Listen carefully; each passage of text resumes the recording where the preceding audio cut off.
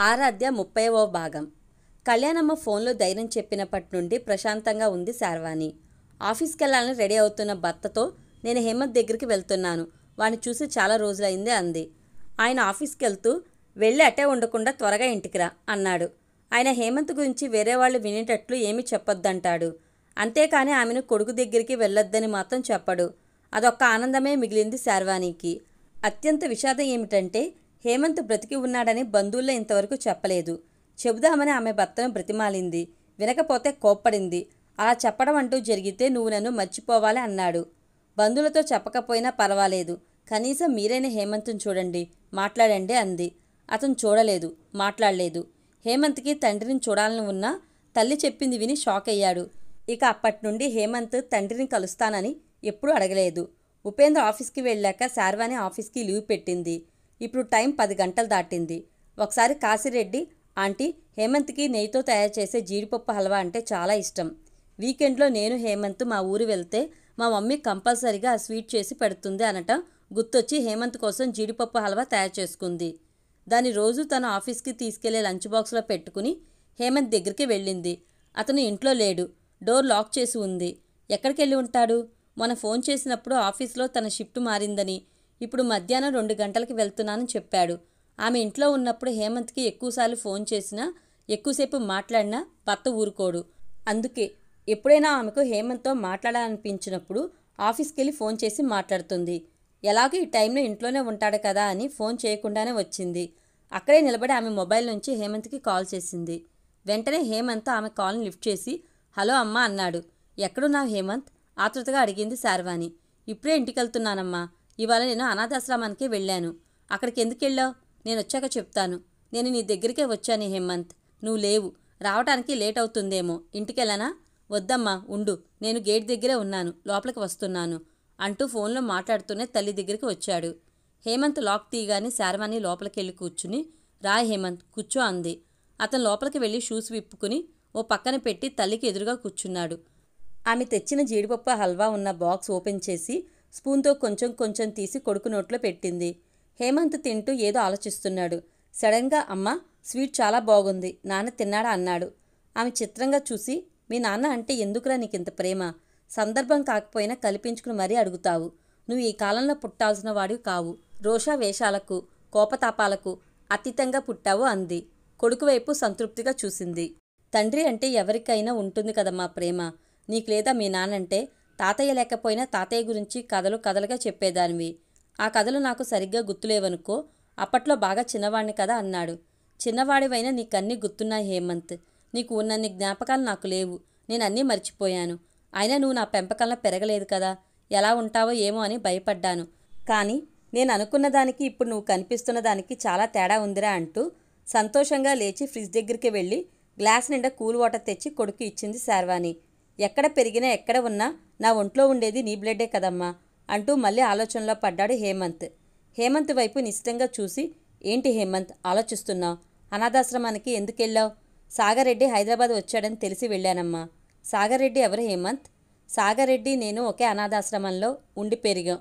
అందులో ఉన్నప్పుడు కానీ అందులోంచి బయటకు వచ్చాక కానీ ఇద్దరం క్లోజ్గానే ఉన్నాం. అప్పుడప్పుడు కలుసుకుంటూనే ఉంటాం అన్నాడు. అది వింటుంటే సిగ్గుతో చిన్నపుచ్చుకుంది. భీతితో లోలోన తల్లడిల్లింది శార్వాణి. ఆమె అలా అవుతుందని అతను చెప్పడం లేదు, జరిగింది చెప్తున్నాడు. అతను చాలా నార్మల్గా ఉన్నాడు. కానీ ఆమె తన కొడుకు అనాథాశ్రమంలో ఉండి పెరిగాడన్నది భరించలేకపోతుంది. అలాంటి పరిస్థితులు ఎందుకు వచ్చాయి అనే దానికన్నా వాటిని అధిగమించలేకపోయానే అన్న బాధ ఆమెలో ఎక్కువగా ఉంది. సాగరెడ్డి చాలా గొప్పవాడు. అతను చేస్తున్న పనులు వింటే నువ్వు ఆశ్చర్యపోవు, అభినందిస్తావు. ఇప్పుడే అతను చూడాలంటావు. అలాంటి పనులు చేస్తున్నాడు. ఎవరు చేయని పనులు చేస్తున్నాడు. ఏంటి నాన్న ఆ పనులు? ఆమె మామూలు మూడ్లోకి వచ్చి ఆసక్తిగా అడిగింది. అమ్మా, నీకు తెలిసిన ప్రపంచం వేరు, నేను చూసిన ప్రపంచం వేరు. అది నీకు కొంత తెలిస్తేనే సాగరెడ్డి చేసే పనులు ఎంత ఉదాత్తమైనవో తెలుస్తాయి. చెప్పు హేమంత్, నాకు కూడా తెలుసుకోవాలని ఉంది అంది. సాగరెడ్డి తల్లిదండ్రులు ప్రేమించుకుని పెళ్లి చేసుకున్న నేరానికి కుటుంబ గొడవల్లో చనిపోయారమ్మా. సాగరెడ్డిని 2 సంవత్సరాల వయసు ఉన్నప్పుడు ఎవరో తీసుకెళ్లి అనాథాశ్రమంలో చేర్పించారు. నన్ను కూడా నాకు వైద్యం చేయించిన దాత దయార్థ హృదయంతో నాకు 6 సంవత్సరాల వయసు ఉన్నప్పుడు అదే ఆశ్రమంలో చేర్పించాడు. సాగరెడ్డి నేను ఆ ఆశ్రమంలో చేరింది ఒకే టైంలో కాకపోయినా ఇద్దరిది ఒకే వయసు. ఇద్దరం కలిసిమెలిసి ఉండేవాళ్ళం. ఆడినా, చదివినా, తిన్నా, పడుకున్నా, ఏదైనా పని చేసినా ఇద్దరం విడివిడిగా ఉండేవాళ్ళం కాదు. మాకు మరో వాతావరణం ఉందని తెలియకపోవటం వల్లనో ఏమో ఆశ్రమం బాగా నచ్చేది. అలా మాకు 18 ఏళ్ళు వచ్చే వరకు అక్కడే ఉన్నాం. తర్వాత అక్కడ ఉండటానికి లేదు. ఎవరైనా 18 ఏళ్లకు ఆశ్రమంలోంచి బయటకు వెళ్లాల్సిందే. అది అక్కడే నియమం. మేము కూడా అందరిలాగే అందులోంచి బయటకొచ్చాము. బయటకొచ్చాక మాకంతా అయోమయం. ఏ దారి కనిపించలేదు. ఎలా బ్రతకాలో తెలియలేదు. చనిపోవాలనుకున్నాం అంటూ ఆగాడు ఆ రోజుల్ని గుర్తు చేసుకుంటూ హేమంత్. ఆఖర్లో హేమంత్ అన్న మాట విని వణికింది శార్వాణి. ఎంతైనా తల్లి మనసు. దేన్ని తట్టుకున్న కన్నబిడ్డ చావును తట్టుకోలేదు. చావును ఊహించలేదు. తర్వాత ఏం జరిగిందో చెప్పు హేమంత్ అడిగింది శార్వాణి. ఆమెకు చాలా యాంగ్జైటీగా ఉంది. ఇద్దరం ఒకరికి ఒకరం కౌన్సిలింగ్ ఇచ్చుకుని ధైర్యం తెచ్చుకున్నాం. చనిపోవడానికి చేయాల్సిన ప్రయత్నాలేవీ చేయలేదు. ముంబై వెళ్ళాం. టెలిఫోన్ కేబుళ్ళకి గోతులు తీసే పనిలో కుదిరాం. గుళ్ళో నిద్రపోయేవాళ్ళం. ఆ పని చేస్తూనే సాగర్రెడ్డి సివిల్ ఇంజనీరింగ్ చేస్తే నేను కంప్యూటర్ ఇంజనీరింగ్ చేశాను. కాశీరెడ్డి నా బ్యాచ్మేట్. సాగర్రెడ్డిలాగే తను కూడా నాకు బాగా క్లోజ్ అయ్యాడు. అయితే నేను సాగర్రెడ్డి కార్పొరేట్ కాలేజీలో చేరటానికి నాకు వైద్యం చేయించిన దాతనే ముందుకొచ్చాడు. బీటెక్ పూర్తిగానే సాగర్రెడ్డికి L&T సంస్థలో ప్లానింగ్ ఇంజనీర్గా జాబ్ వస్తే నాకు కాశీరెడ్డికి సాఫ్ట్వేర్ జాబ్స్ వచ్చాయి. జాబ్స్ వచ్చాక మా దారులు, గమ్యాలు, లక్ష్యాలు, ఆలోచనలు, అభిరుచులు వేరైపోయాయి. సాగర్రెడ్డి ఎందుకో తెలియదు అనాథలకు దారి చూపించే పనిలో పడ్డాడు. తను జాబ్ చేసి కూడబెట్టిన 2 లక్షల రూపాయలతో అనాథల కోసం ఓ సంస్థను ప్రారంభించాడు. ఈ 3 ఏళ్లలో అతని సేవలు విస్తృతంగా విస్తరించాయి. 100 మంది అబ్బాయిలు, అమ్మాయిలు చేరిపోతున్నారు. వాళ్ళందరికీ multimedia, web designing, AutoCAD, fashion designing కోర్సుల్లో శిక్షణ ఇప్పిస్తున్నాడు. ఆ సంస్థ మొదలైనప్పుడు సాగర్రెడ్డి ఒక్కడే. ఇప్పుడు అతనికి 800 జతల చేతులు అండగా ఉన్నాయి. అతని సేవలు నచ్చి చాలామంది ఆర్థిక సహాయం అందిస్తున్నారట. సంస్థ నడపడానికి కోర్ కమిటీ కూడా మొదలైందట అన్నాడు హేమంత్. గ్రేట్ హేమంత్. అతను నిజంగానే గ్రేట్ అంది శార్వాణి. అంతేకాదమ్మా, సాగర్రెడ్డి అనాథల కోసం ఇంకా చాలా చేయాలనుకుంటున్నాడు. వాళ్లకు కూడా సమాజంలో గుర్తింపు ఉండాలనుకుంటున్నాడు. ఆమెకు అర్థం కాక గుర్తింపు అంటే అంది. అనాథలకి తప్పనిసరిగా రేషన్, ఆధార్, ఓటింగ్ కార్డులు ఇవ్వాలని, క్యాస్ట్ సర్టిఫికేట్లు సమకూర్చాలని, అమ్మాయిలకు అబ్బాయిలకు వేర్వేరు అనాథ యూత్ హాస్టల్స్ కట్టించాలని, అనాథలకి పెళ్లిళ్లు జరిపించే బాధ్యత ప్రభుత్వాలే తీసుకోవాలని, ప్రభుత్వేతర సంస్థల ఉద్యోగాల్లో రిజర్వేషన్లు కల్పించాలని అతనుండే మహారాష్ట్ర ప్రభుత్వంలోని పెద్దలందరినీ కలుస్తూ ఉన్నాడు. ఎవరైనా దాతలు ముందుకొస్తే వాళ్ల పేరు మీదనే అనాథాశ్రమాలు నడిపిస్తానంటున్నాడు. ఇది నా ఫ్రెండ్ సాగర్రెడ్డి ప్రొఫైల్. ఎలా ఉందమ్మా అన్నాడు. సాగర్రెడ్డి అరుదైన వ్యక్తిరా. అలాంటి వ్యక్తి నీకు స్నేహితుడంటే చెప్పుకోవడానికి కూడా గర్వంగానే ఉంటుంది. అతని గురించి ఎంత మాట్లాడినా తక్కువే.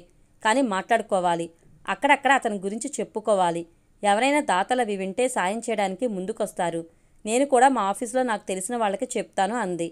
హేమంత్ ఒక్క నిమిషం మౌనంగా ఉండి ఆ తర్వాత సాగర్రెడ్డి చేస్తున్న పనుల్లో ఒక్కటి కూడా నేను చేయలేకపోతున్నానమ్మా.